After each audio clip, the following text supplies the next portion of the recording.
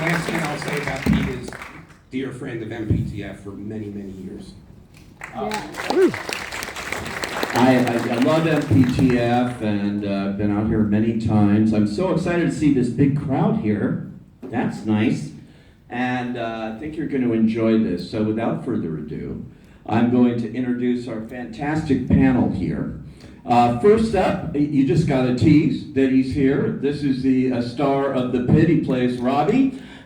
Please welcome Noah Wyle.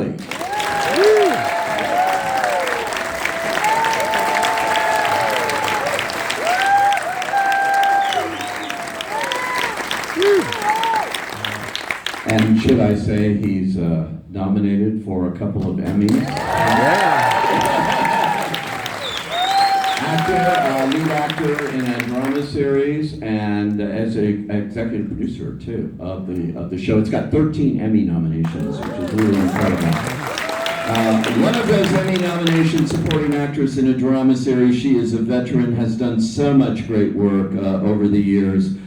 She plays Dana, wow, the charge nurse, and she got punched in season 9, if you saw that. Okay, she's living to tell about it. Here's Katherine LaNasa.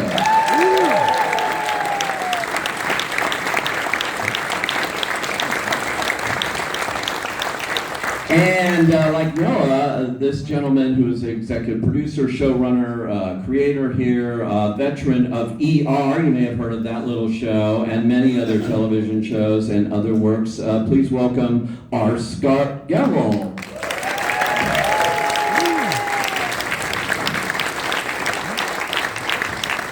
Okay, Bob's coming up. We're going to take a little photo.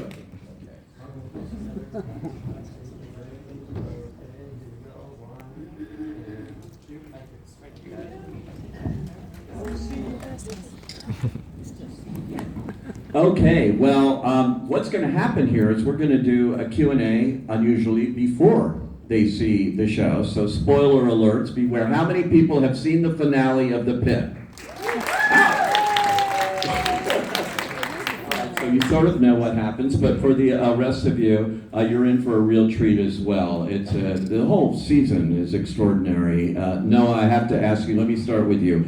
Obviously, you played John Carter for all those years. You got 5 Emmy nominations for ER, and so you spent a lot of time in the emergency rooms, let's say that. What's the whole thing about coming back to this? Was there an idea to bring back John Carter maybe, or not? Initially, that is where this was born. It was sort of born in 2020 with...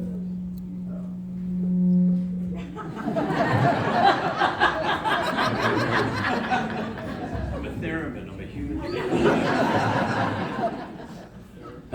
It was born in the pandemic with a desire to sort of...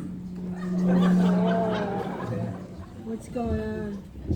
Tell a different story than we told before with ER, but about a very contemporary issue, which was what was unfolding during the pandemic. And it seemed like the most appropriate delivery system would be to revisit the old character and sort of walk it through that way. And then that became a non-starter, and gratefully so, because it allowed us to sort of tell the story fresh without any attendant baggage or backstory, and really focus it on what we wanted to do. Well, Robbie, as everyone calls your character, is such a complex and interesting guy. I mean, really, you get to go places in this. And they are shooting season 2 right now. They're on to episode 5 or 6 already. And so they promised to tell me absolutely everything that happens in season 2.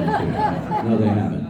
But I'm guessing from what they're going to see here with the finale and where your character goes, and a lot of emotion and emotional kinds of moments there, that we're going to see him go in an interesting direction in season 2 too, I imagine, with the mental health and all of that. Yes. But in season 1, the character Robbie is haunted by ghosts that he hasn't quite dealt with, and you're watching him on the day that he's going to drown, and he doesn't know that he's going to drown. And the circumstances are going to keep raising the water level until he's he's out of it. Season 2, he can't pretend that there isn't a problem any longer, but in season 2, all of our characters have been through something rather significant. So it's really it becomes more of a generalized storytelling point to make sure we're checking in with the health care of all of our practitioners. Yeah, it's so interesting. Scott, you know, being the creator, the one that's bringing us back, and you worked on ER for so long as well. Talk about the challenges now, because this is on streaming essentially, and so that's different than being on a network. What are the to be sure? And having seen this series, I can tell you get away with a lot more than you would on NBC in terms of the graphic nature of what goes on an ER. Yeah, I mean, it's very freeing for us. It's a new format. I had not worked on a streaming show. And yes, we obviously there's a lot more leeway with language, a lot more leeway with some of the procedures we show. But at the end of the day, it's still it's stories about people and human condition and how they interact with each other. So, we are allowed to not have music. I don't think we would have gotten away with that on a network show. So we were able to do a lot of things, and doing the 15 hours in one day. I don't know if we could have. I suppose we could have done that. 24 did it, but I just feel like we tried to do so many things differently for us so that the show felt different, and I hope we achieved that. Do you know, going into the season, like right now you told me you're finishing up the first 5 episodes, and then you've written the first 8, but you have not written the back end. Do you know going in, you sit in a writer's room, you know exactly where you're going with the characters, how it's going to end, or do you sort of come along? Yes and no. I have I know how I had to, because it's a little complicated, because we do shoot in Pittsburgh for a few days every year. And in order to do that, we have to, because of the weather and making the schedule work, we have to shoot in September. So basically next month, any scenes we want in the last episode have to be shot already, be shot then. So you have to sort of know how you're going to end the show. And that's a little scary sometimes, because you don't know if things aren't going to work, or you're going to get there and it's not what I wanted to do. But we were really lucky, and you have a good plan and you try and stick with it, but you also, I like to hold things a little loosely, so that if opportunities avail themselves, you can take advantage of it, and things that you might not have planned. It's great to have a plan. I like to have a plan, a backup plan, a couple backup plans, but also be really willing to embrace a moment when something you haven't planned happens, and so if you're too rigid, you miss opportunities. So. Well, I get with the weather what you're talking about, because they don't know this, but the second season is set, the day it's set is the 4th of July. So that could be problematic if... Yeah, and I think part of it is none of us want to shoot in Pittsburgh in the wintertime. Especially snowing on the 4th of July wouldn't really work. No. Let me talk about this Emmy-nominated star sitting in between the two of you here. So well deserved, and a long career on the stage and in so many things, and you just nailed this character. She's terrific and has a great accent too. Pittsburgh. Did you really study to have that Pittsburgh accent? Just perfect. I like to say a lot of tears. A lot of tears went into it. I actually got it a couple weeks into it, and I just had a meltdown. Like, why am I doing this? Why can't I just be like a regular actress and just do a regular accent? And my acting, like, why do I always have to be so detail-oriented? And I think in part it's because I'm from New Orleans, I'm from the South, and so many people, will do a Cajun accent, but they're in Atlanta, or a dead accent that doesn't exist anymore. And it infuriates us Southerners. So just out of respect to the people of Pittsburgh, I didn't want to sound like I was from New Jersey. I didn't want to do something vaguely East Coast. And so I was watching, I was really struggling with it, and I didn't really have the right person to help me at first. And I was I had watched Mayor of Easttown so much that I was listening to it in my bathtub, and the extras rolled at the end of the season, and they started talking about the accent, and then the dialect coach came on, and I jumped out of the bathtub and was like, what's this? And so I contacted her. I went on IMDb Pro and contacted her, and she directed me to a woman from Pennsylvania that helped most of the other actors. She'd only worked with Kate and maybe someone from the UK. And I worked with Suzanne Solby is her name, and she gave me that accent, and she's just quite equipped, and I just built it, sound by sound until it started to come naturally, but it really didn't. It's very muscular, and my acting coach that I've worked with pretty much on everything for 30 years, Martha Gaiman, said, is there any way that you would go on stage and play this character and not do this accent? And I said no, and she said, well then just keep going. So yeah, I was terrified. I really was terrified for all of episode 1. I didn't start to feel okay until a little further in. You should have been terrified with episode 9. Is the one I'm talking about. I mentioned episode 9 was great. Noah wrote it. The one, you get punched by this horrible patient who's just very impatient, and you have a black eye for the rest of the season. An actor's dream. That was crazy. It was great. Yeah. It was great. Is that in your research and things? Do you talk to nurses? Do you talk to people where this actually happens? I didn't get to talk to them about violence too much, but I did go. I keep talking about Kathy Garvin, who my character in some ways was loosely based on, and I went to visit her at County, and she said, yeah, that they all get kicked, they all get hit, they all get punched. That's part of it, Yeah. As well. Two of the nominations for this show are with the makeup and the prosthetics, and I read a piece about it. It's extraordinary what they do. Noah, can you talk about working with all of these things that go on in the ER very realistically, very graphically, what I imagine you've studied a lot of doctors in your time here and what they do, so. We always had to stop at a certain point on ER. Standards and practices would only allow us to show certain things. And in order to really capture the reality of the environment, that was one of the aspects we wanted to push the envelope on. And the technicians and the equipment have gotten a lot more sophisticated from the old days, so the photorealism that we're able to employ is really uncanny. And everything from a full chest cavity that has inside of it a heart that beats because there's a puppeteer under the gurney who's beating it, and then lungs that are beating in time that another puppeteer is working with somebody else who's squirting fluids through tubing, all of it working in concert with the actors, all of it resettable so that we could shoot take 2 and take 3. And then, I think the most impressive one of all was the delivery scene that we did last year, where this lovely actress, Anuka, was basically sitting in a chair like I am, but her entire belly was a prosthetic, her legs were a prosthetic, and if you've seen the scene, everything else that you saw was a prosthetic. But as an actor, I've never been able to not act more. Everything I said I was doing during the delivery of that baby, I was actually doing. And the baby that came out was a robot that was squirming because there was a guy with remote control on the side of it.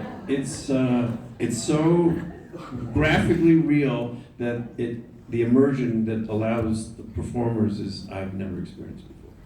I've never seen it as a viewer, and I am a Class A hypochondriac, so for me to get through the first 2 episodes was a real challenge. I'm glad I did, because this goes way beyond just being a medical show and things. It's a very human show. That's what we see coming through here. Scott lays down the gauntlet early. He shows you a naked man running through the emergency room and a degloved foot, and it's sort of like, would you like to stay? Honey, wake the kids. It's amazing. It's amazing in that way, what this show does in the time that you have to shoot it.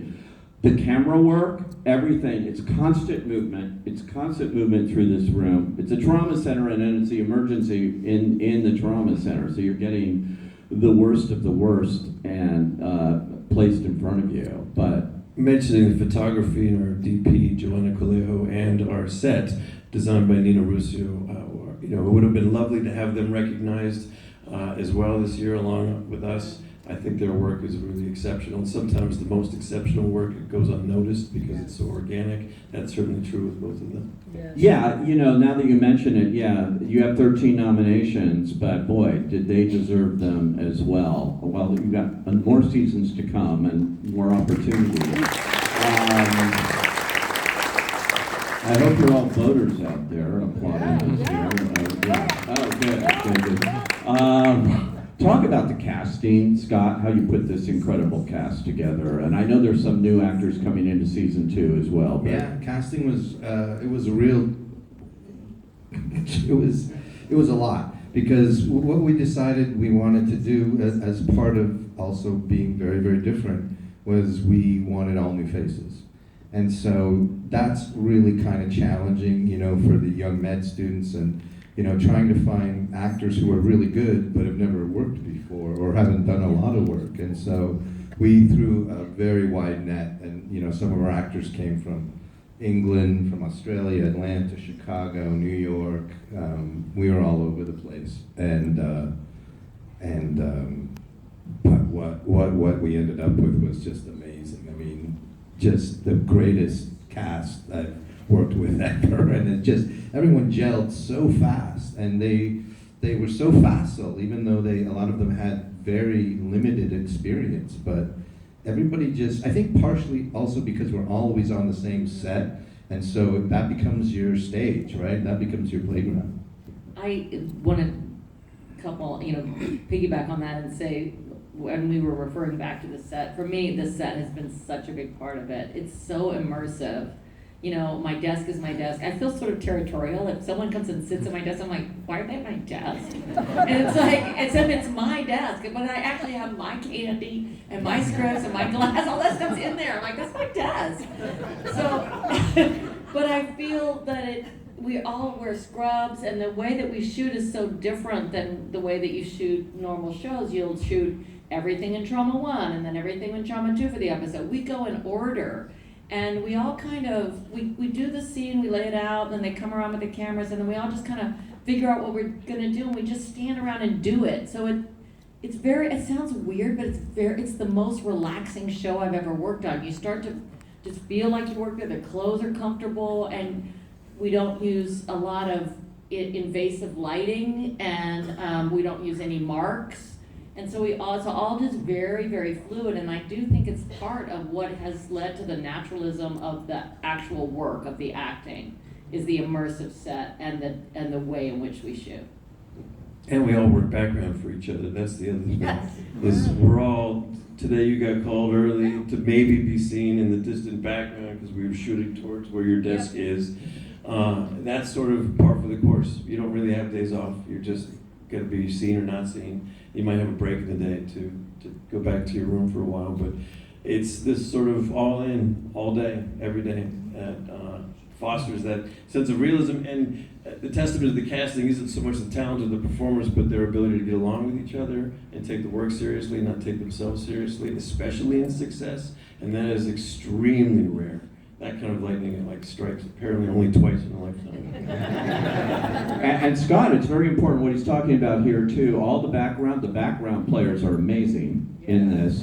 And the fact that the entire season takes place in one day, 7 a.m. to 10 p.m. out, it's important to make that really work. Well, we have 2 script supervisors. I mean, that's how complicated it sort of is one script supervisor reads the script as you're shooting and makes sure, and takes all the notes for the director of what shots. And we have 2. One does all the hero stuff, all the main cast, and then the other is sort of making sure all the background is going, and all the background that you see, all the people in the rooms that even if they're not featured as a story, we know their name, what their condition is, at what time they're supposed to go to the bathroom, at what time are they supposed to eat. So all that stuff is done. There's a lot of extra work that goes into it, but it pays off in verisimilitude I think that you end up with that feels so real. I mean, I always say it's a shame when the show's over we can't donate our set to a small community for a hospital.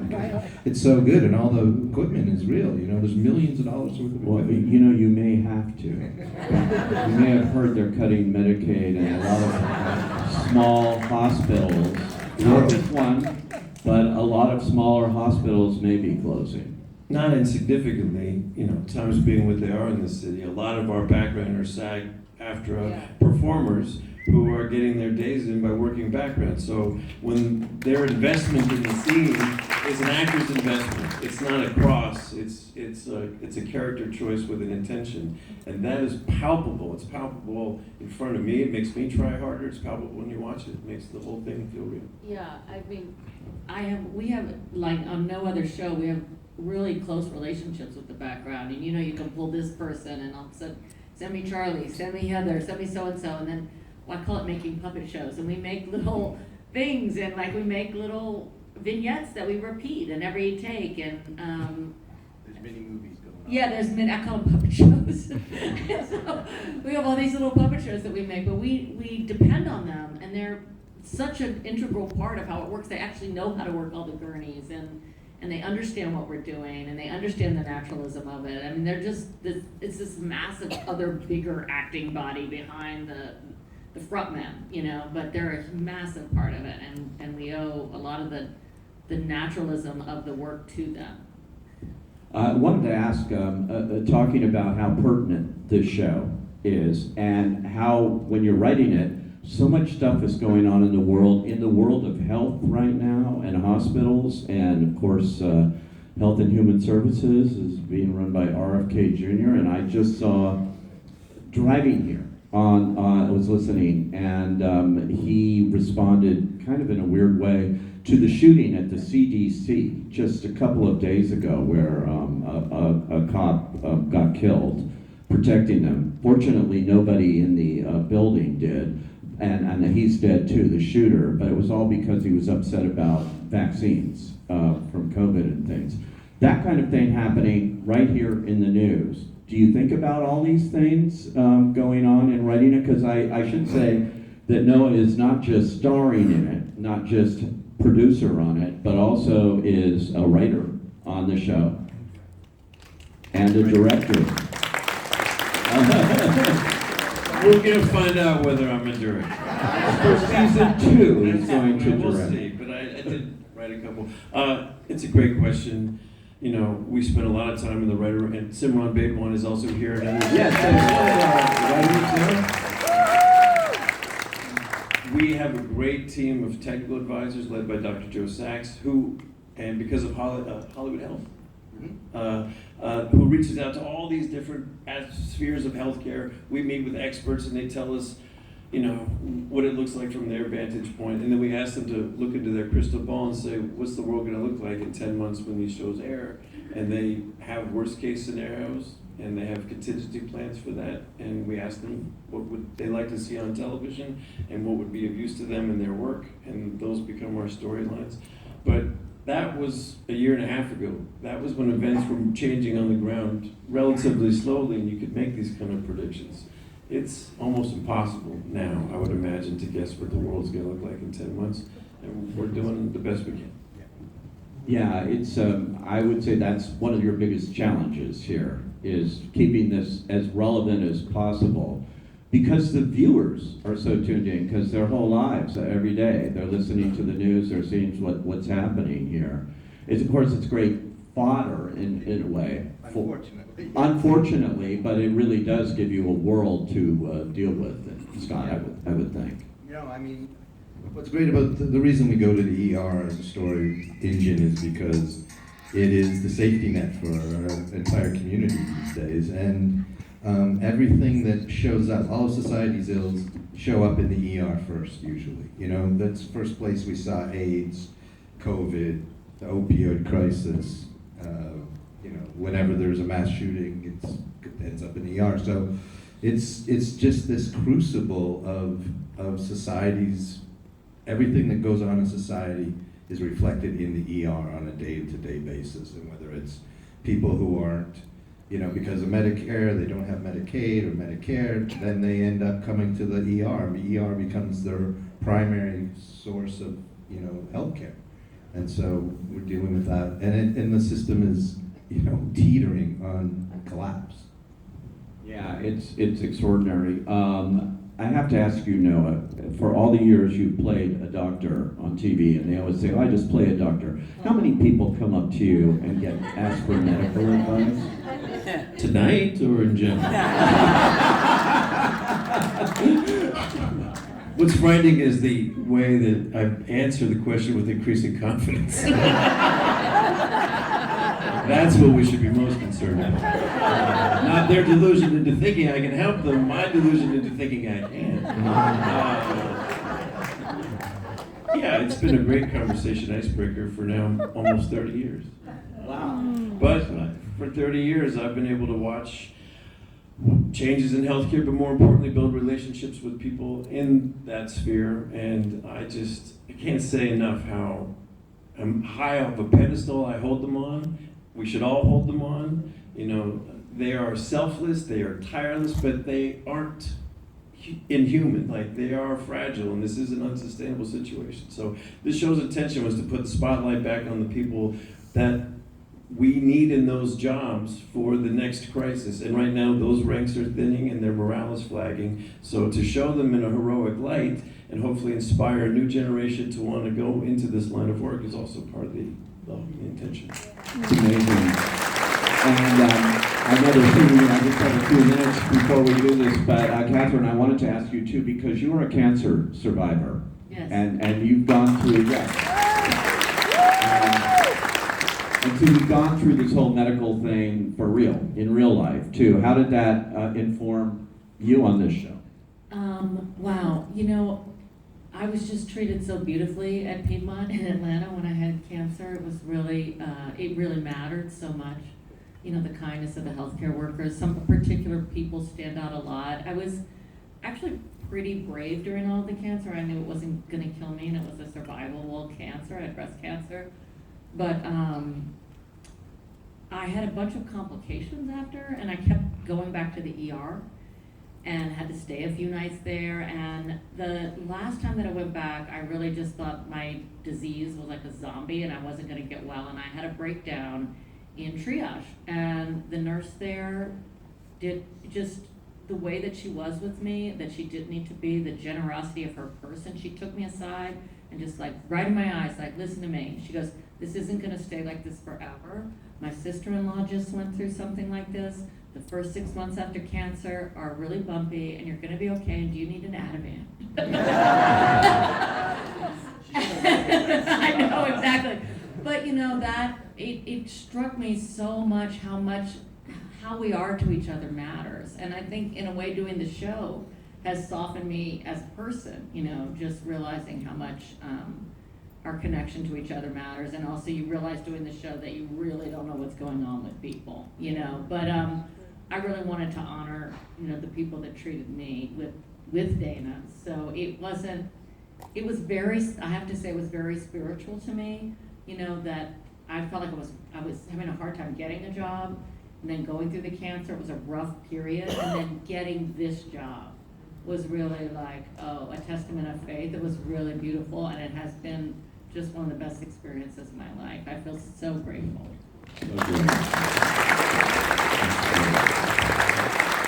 And obviously, Noah, they said at the beginning too, your mother involved out here. My mother. That's where it all started. Big empty. Big My mom has been a hero in my life.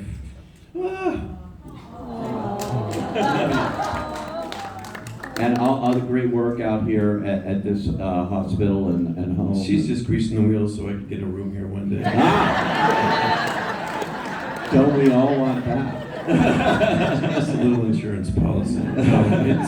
My mother's been a nurse for 40 years. She keeps her license up. She just celebrated her 80th birthday recently. And she never stops giving back. So great. Well, you're in for a treat if you haven't seen this, and if you have, it's really, there's a lot to catch actually, and it's a second time too, I have a feeling. The show is The Pitt. It's nominated for 13 Emmys. I wish you all the best of luck at the Emmys. And thank you for coming out here and talking about the show. Thank you all for coming out. And enjoy the show.